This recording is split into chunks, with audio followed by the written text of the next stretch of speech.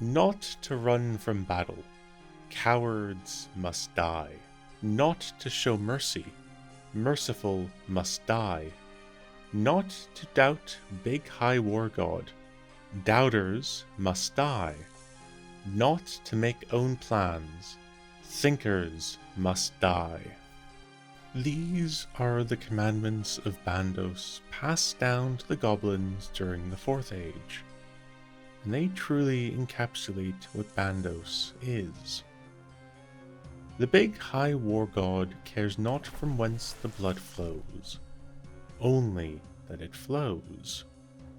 Bandos captures that primordial urge to kill, to maim, and to slaughter, but he is not a well-known god to most Gillenorians, which is a surprising fact considering the amount of death that occurs throughout this land.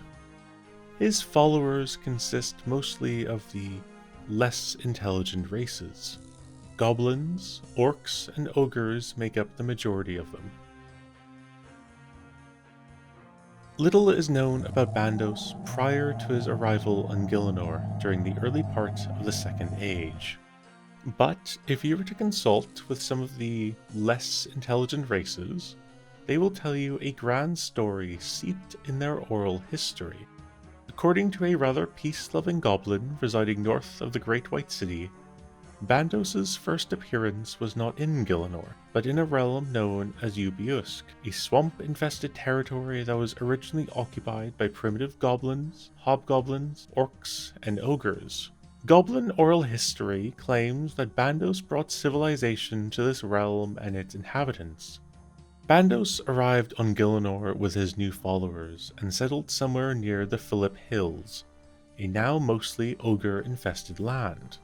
Eager to spill the blood of friend and foe alike, Bandos sent his armies throughout Gielinor. But Bandos was not without planning, for he was a brutally cunning god.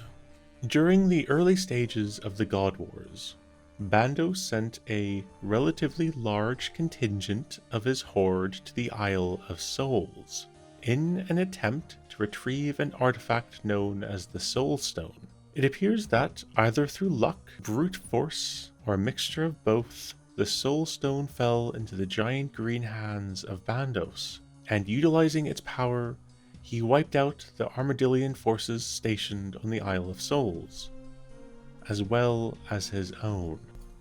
But that wasn't the only failed campaign that the Big High War God waged during the God Wars. There was another. The second battle, though it was more a massacre, took place in northern Mauritania, against the cursed Zamorakian army. Bandos had given one of his most skilled generals an org named Snaldor a tourmaline core, a mystical item which can be used to animate stone. Bandos was disappointed by the frailness of his most numerous force, the goblins, and he wished to create stronger, more sturdy soldiers.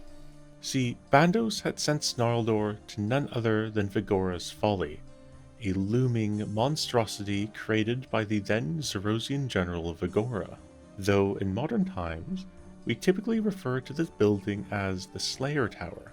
You see, throughout the tower lied dormant gargoyles, perfect candidates for a Bandosian army. Or so Bandos had thought. Snarldor made his way to the apex of the tower under the cloister bell, and he began the ritual.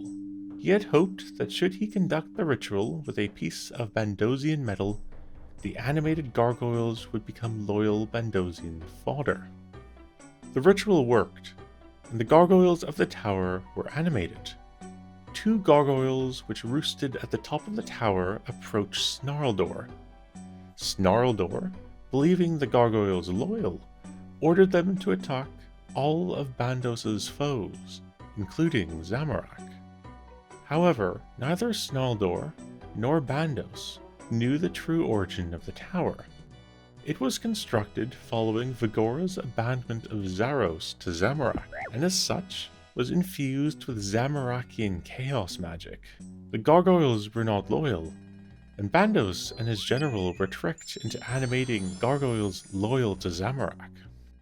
One of the twin gargoyles snatched Snarldor and flew him high into the midnight sky. Snarldor, being the brute that he was, managed to shatter one of the gargoyle's wings, and he plummeted into the swamp below.